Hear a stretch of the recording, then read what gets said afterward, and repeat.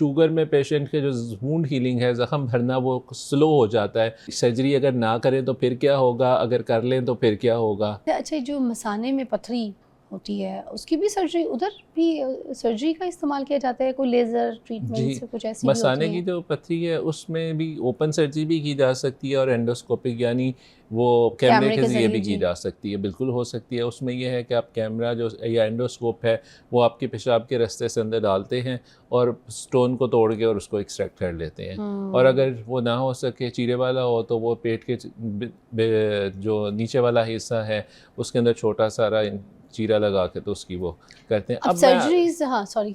ये जो इम्पॉर्टेंट नाम है, चीरा लगा देना, तो चीरा सुनते ही बंदा ना डर जाता है। हुँ। तो चीरे को अगर इंसिजन कह लें, अब ये इम्पॉर्टेंट चीज़ नहीं होती। मैं एक और इम्पॉर्टेंट चीज़ बताऊँ, जब आपने सर्जरी का फैसला कर लिया है तो अब चाहे चीरा छोटा हो या बड़ा हो, that hardly makes a difference. मेरे ख्याल में ऑपरेशन ठीक होना चाहिए, 1 या 2 centimetre doesn't make any difference.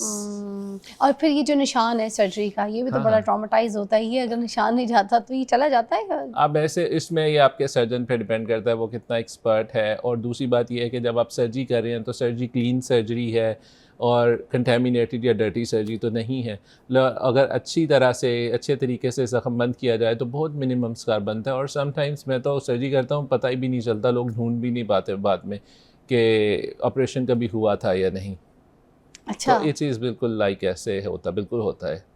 और सर्जरी के बाद की जो एहतियात हैं वो कितनी इंपॉर्टेंट होती हैं? जैसे अगर कोई डॉक्टर्स रेकमेंड, अब जैसे गर्मियों का मौसम है, ठीक है, इसमें पसीना बहुत आता है। अब स्टिचेस हैं वो गीले हो जाएं ज़्यादा पसीज के, उसमें कोई एलर्जी हो जाए, उसमें कोई इन्फेक्शन हो जाए, या धागे उसके अच्छा, कुछ। इसमें जो सबसे इम्पोर्टेंट बात है कि सर्जरी में जो सब कहते हैं उठा लेटे रहना है, उठना नहीं है, ये थोड़ी सारी एक मैं कहूँगा बात अच्छी नहीं है। तो वो जो कहते हैं ना टांके खुल जाएंगे, नहीं, इस तरह की बातें एक्चुअली करते हैं टाँके अल्लाह सर्जरी का पे। शुक्र है आजकल इतने अच्छे टाँके मौजूद हैं और उनमें गिरा जो लगती हैं वो ठीक होती हैं। अगर अच्छे प्रॉपर्ली टेक्निकली दुरुस्त लगाए हों तो कोई मसला नहीं होता। और ज़्यादा देर तक लेटे रहना मरीज़ की रिकवरी को प्रोलॉन्ग करता है और उसकी जो दर्द है और वो ज़्यादा देर तक जाती है। अगर आप हाँ। जल्दी से उठ के चल जाएँ तो दर्द भी जल्दी ठीक हो जाती है और ज़ख़म भी बेहतर हो जाता है। बाकी रह गई आपने कहा पसीने वाली बात, तो जब जो पट्टी होती है उसमें अगर आपकी ये जो टेप लगाते हैं जिसे निची बैन या नीटो की वो टेप कहते हैं पट्टी के लिए यूज़, अगर ये टाइट तरीके से टाइट लगा दी जाए तो फिर ये स्किन को भी नुकसान करती है, ज़ख़म के साथ छाले बन जाते हैं। तो टेप लगाने में बड़ी एहतियात से काम लेना चाहिए और जो पट्टी है वो अच्छी होनी चाहिए।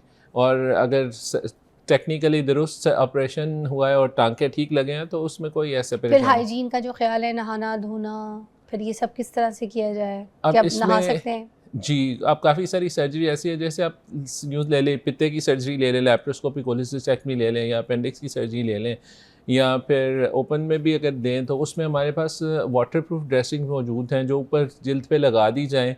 वो 7 से 8 दिन तक नहीं उतरती और उसके ऊपर आप शावर ले सकते हैं और नहा सकते हैं। बस उसमें ये रखना है कि वो मॉइस्ट ज़्यादा देर अरसे के लिए ना रहे और जैसे ही वो आप शावर लें उसको टॉवल से खुश कर लें, मतलब रगड़ें नहीं, सिर्फ just place a towel and lift the towel, तो उससे वो ड्राई हो जाएगा और आप उससे शावर भी ले सकते हैं। अच्छा, सर्जरी के बाद जो इन्फेक्शंस हो जाते हैं, इससे भी बहुत लोग घबराते हैं। ये क्यों होते हैं? हमारे वहाँ तो बहुत ज़्यादा इन्फेक्शंस बहुत देखने को मिलते हैं। किसी की भी सर्जरी हुई है तो सुनते हैं आफ्टर जो है ना उसको इन्फेक्शन हो गया।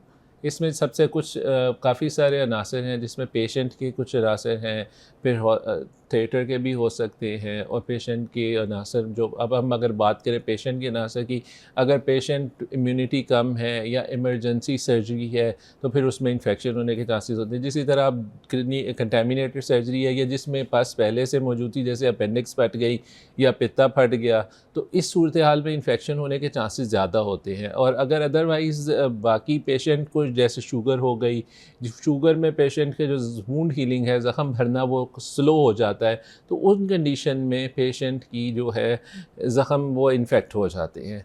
और अगर दूसरी बात सबसे इम्पॉर्टेंट चीज़ ये है कि अगर आपके इंस्ट्रूमेंट्स ठीक नहीं हैं, आपके थिएटर की स्टरलाइजेशन ठीक नहीं है और जो उधर अमला है उसे इस बारे में कि स्टरलाइजेशन को कैसे मेंटेन करना है, उसकी चेन कैसे बरकरार रखनी है, उन्हें नहीं पता, तो फिर ये सारे फैक्टर्स मिल के पेशेंट की जो है ना ज़ख़म की इन्फेक्शन की वजह बन सकते हैं।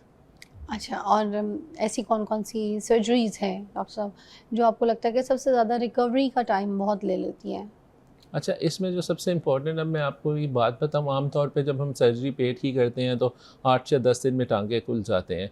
अब जो समथिंग हमारी बॉटम की सर्जरीज़ हैं जिसमें हेमरॉइड्स हो गए, फिस्टुला हो गया, और ये जो, और इसमें फिशर तो खैर बहुत जल्दी ठीक हो जाता है, लेकिन अब ये ऐसी जगह है जिससे आपका फुसला ने आपने पखाना करना है, रोज़ करना है, तो उसमें हमें क्लीनिनेस अच्छी रखनी चाहिए। आम तौर पे ये ज़ख़म जो है ये थोड़ा टाइम ले जाते हैं भरने में।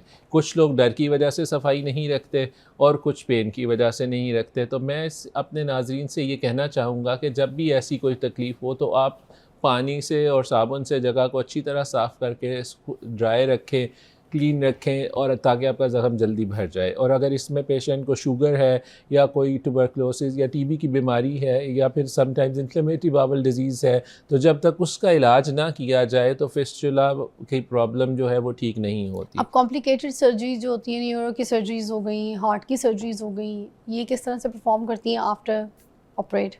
बिल्कुल, इसमें आपके नंबर 1 टेक्निकली दुरुस्त होना चाहिए, आपका सर्जन अच्छा होना चाहिए, और जो सबसे इम्पोर्टेंट फैक्टर है, पेशेंट को तंदुरुस्त होना चाहिए, उसकी इम्यूनिटी ठीक होनी चाहिए, उसको एनेस्थीसिया के लिए मेडिकली फ़िट होना चाहिए। अब अच्छा सर्जन ये पता कैसे चलेगा?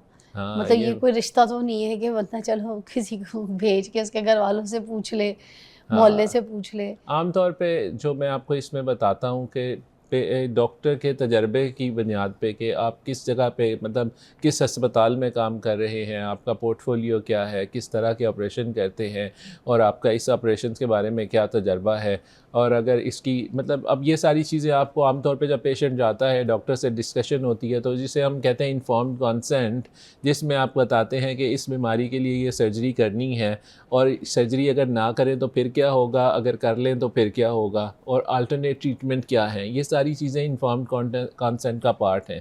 सो when you agree upon some surgery, तो फिर आपसे डॉक्टर साहब ये सारी चीज़ें डिस्कस करें, और अगर आपको ये डिस्कशन में आपकी तसल्ली हो, आप मुतमिन हो जाएं, तो फिर आप आराम से तसल्ली से ऑपरेशन करवा सकते हैं। जो सर्जरीज होती हैं डॉक्टर साहब, ठीक है, अक्सर वो हड्डी वगैरह जोड़ने के बाद ना ऊपर, क्योंकि आपको पता है वो प्लास्टर भी लग जाता है, वो प्लास्टर 6-6 महीने के लिए लगा देते हैं, ठीक है। अब उसके नीचे भी जो है ना उसके इन्फेक्शंस हो जाते हैं।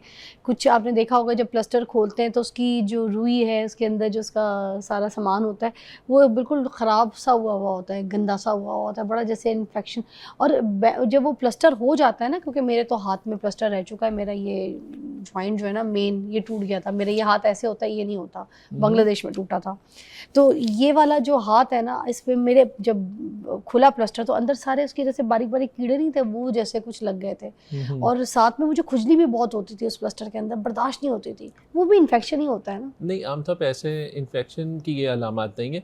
अब मैं आपको बताऊं कि जो जल्द है ना, हमारे जिस्म का सबसे बड़ा आर्गन है, एक सबसे बड़ा आर्गन है, और इसकी जैसे बाकी चीज़ें सांस लेती हैं, इसी तरह जल्द भी सांस लेती है।